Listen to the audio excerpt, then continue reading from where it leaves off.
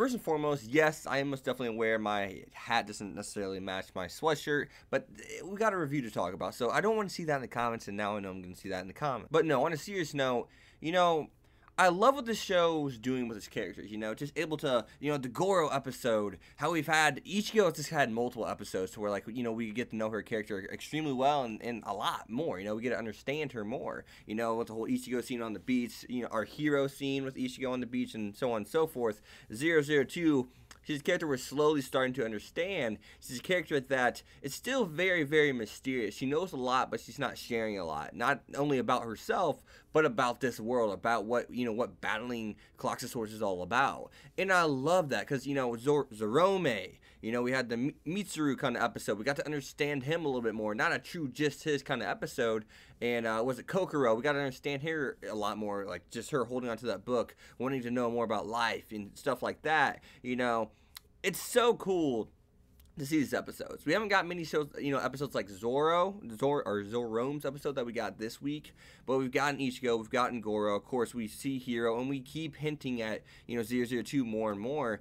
And I gotta say, this episode was, I can't really review it, but I can recap it because that's what it is making us do. Look at what they provided us, which was very vague information, very vague foreshadowing, and try to put, you know, the pieces of the puzzle together. So we find out that the kids act more like the bygone era. And the bygone era is basically, it just means far off in the past, you know, way, way in the past. And we see that the old lady didn't even truly understand the bygone era. She said apparently, you know, a partner is something that they had back in the bygone era, you know, back in the past. Apparently that's just something that's supposed to happen. And that's something that I'm just immediately just like, she doesn't even understand what the bygone era is either. So how long has this basically been, like, kind of like an apocalyptic kind of era? How long has this era been going on? And that's the huge question we got to ask ourselves after viewing this episode. In the lifeless city that, you know, 002 had spoken about before in our previous. So I gotta say, there's no one there. It's empty. So what's so special about it? Why can't, why can't these children go there? It's because they're infected. And we kind of got that hint whenever, you know, Jerome stuck out saying to shake that one dude's hand. And he's just like, nah, I ain't touching you. I just praised you, but I'm not going to touch you. And that's when you knew something was up. And what do they mean by infected children? What are they infected with? Do these children eventually turn into Cloxosaurs? Is it all of them? Is 002 actually technically one of them, but she's just a more advanced, you know, I guess, parasite per se? I don't know. And that's a question that's begging, absolutely begging to be answered, and we have no true answer for that. We can come up with an educated guess, but that educated guess is gonna be, there's a slim chance you get it right, because there's so much, you know, it's so vague. The show's being so vague right now, and it makes you want more. It says next week, I want to find out something new next week, I want to see something new next week. And we know that we're going to be getting to that point, because now we're going to the next stage that people up high said. And it makes you wonder, what are they after 002? Is she just like the kid unlocking something? Because they say we need to go to that canyon place, and they need to get 002 there safely. Why do they need to get 002 there safely? Huh? What? And does, you know, them acting more human like the people in the bygone era, is that making their squad better? Yes, I think that's obvious. They even state that they're linking up better than any other squad. So that, once again, it's just kind of like, huh? You know, begs the question begs to be answered each and every individual time, and this show just keeps making you ask questions, and that's absolutely amazing. And we also found out that the old lady was someone that watched over 666. I didn't know, you know, Zorome was 666. I wonder why that is.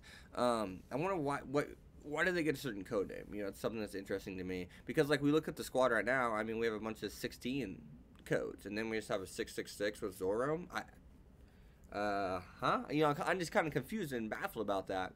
So what's going on with that? I'm not really sure. I still want to know more about these codes. You know, what's so special about 002? Is there 001? You know, 003? And that makes you know, that kind of brings you into the final thing I want to talk about in this video, since I kind of tried to speed through it, but I didn't really have to, because recap makes it easy to get through a lot of notes really quickly that I have. I think I have like 8 here right now, but it makes you wonder. So 002, you used to be part of the 9, and we have a person that's obviously part of the 9 that calls you, was it 9 Lotus, I believe, right? 9 Lotus, correct me if I'm wrong, but I'm pretty sure it's 9 Lotus. Why'd you leave? why did you originally become a part of them? And once again, why'd you leave? Why aren't you with them? That's just the overall question. Why aren't you still part of the 9? I mean, or even like, I mean, obviously the 9 is the top of the top. We know that. That's obviously been hinted at. It's so obvious it's not even funny. They look like badasses. The way that one kid, just that confidence coming from him is like, yeah, I'm a douchebag character, but I'm damn good. So I can talk like that. You know, I may be a terrible person, but I can talk. Yeah, you can tell. He just that the way he talks, the way he walked, the way he carried himself when we got to see him. You know, the way he's sitting on his FranXX, and it makes me want to. Why isn't she part of that anymore? I don't know. I don't know.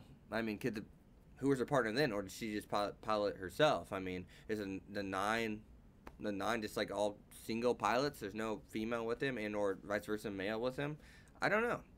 Makes you wonder. The ending scene makes you wonder with their teeth showing. Like they're probably always like that, or she's slowly transforming more and more. I don't know. Once again, that's a question that begs to be answered, you know. And I want to hop on to the Zoro thing really quick here. They did state that these infected children, you know, knock it off. He said to the other guy that was like checking Zoro out. He's like, they're victims of this too. They're basically victims of all this too. Leave them alone. You know, the poor, pitiful children. I was like, they're victims. What do you mean they're victims? How are they victims? I mean, what's the deeper meaning? What is the I guess the overarching message here? What's it trying to tell us? You know, what is it? It's like it's putting, you know, it's kind of like whenever you type in a password and it'll just like give you like the star thing. It won't show you what it is, but it's putting it on the screen right now for us. It's putting it on the screen, giving us the spaces. We just gotta try to decipher the words. So I don't know. It's giving us like a letter at a time. And right now it's very unclear, but it is becoming clear. So as always, guys, be sure to leave a like, comment, subscribe. Follow Twitter X25. If you guys do like what I do here and want to help make it a career, go down to the description below. Check out my Patreon. And hey, pledge a certain amount of money per month. See you guys next time. Peace. Thanks for watching, guys.